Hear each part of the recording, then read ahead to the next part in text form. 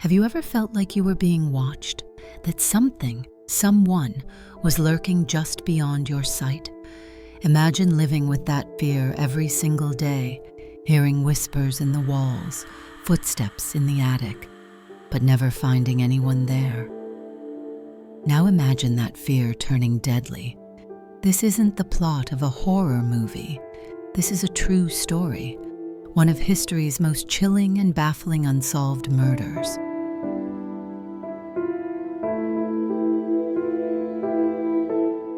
Welcome to Hinterkaifeck, a quiet, isolated farm in southern Germany. In 1922, this remote property became the site of a crime so horrifying, so shrouded in mystery, that it still haunts investigators over a century later. 6 people, an entire family, were brutally slaughtered. But the terror didn't begin with the murders.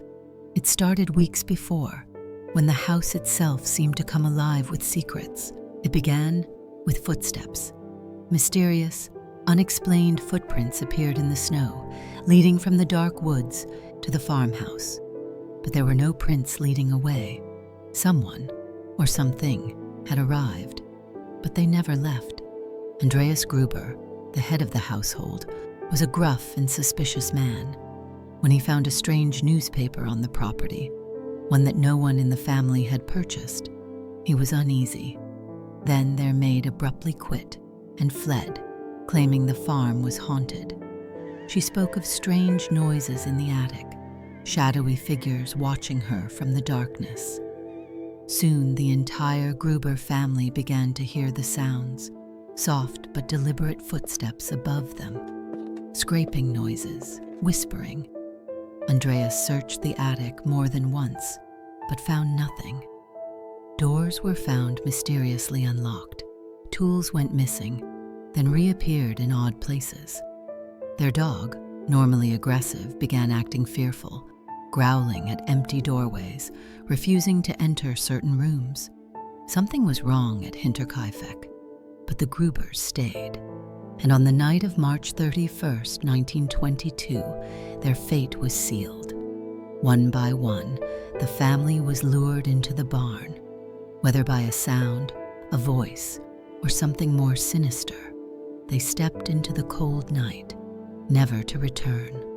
Andreas Gruber was the first to die, his skull crushed by a heavy mattock, a farming tool. His wife, Kazilia, was next, struck down in the hay. Their daughter Victoria followed, and then her 7-year-old daughter, little Clara.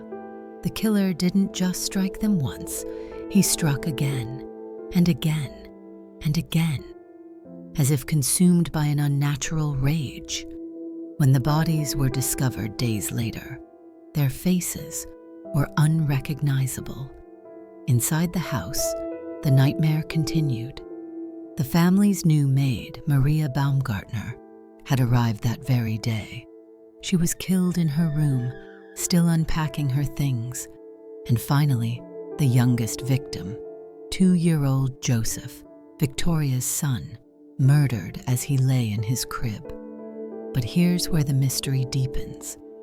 The killer stayed. For days, he slept in their beds, ate their food, fed their animals. The villagers, unaware of the horror inside, noticed smoke rising from the farmhouse chimney. The killer wasn't in a hurry to leave. He lived among the dead. It wasn't until April 4th, 4 days later, that concerned neighbors discovered the bodies. The police arrived, but their investigation only led to more questions than answers. There were no signs of forced entry. No valuables were stolen. The murder weapon, the same mattock used for farm work, was still on the property.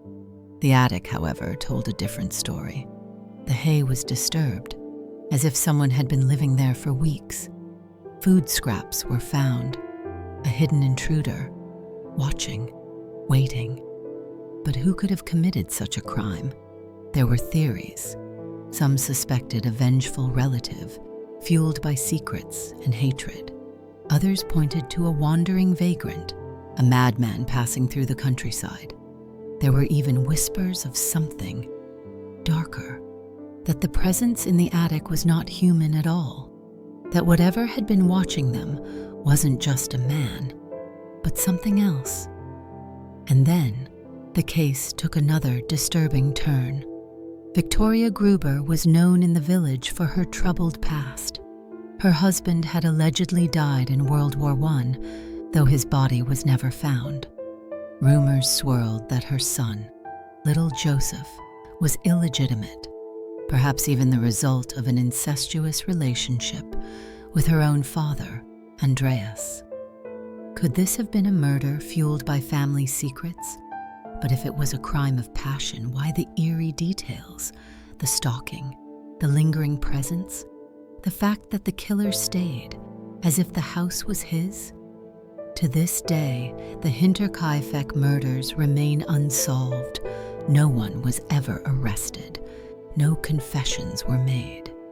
The farm itself was abandoned, eventually torn down in 1923, its land swallowed by time and silence.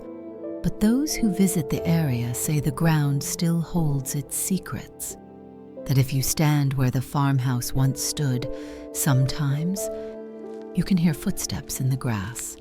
No prints leading away, no escape, just the endless watching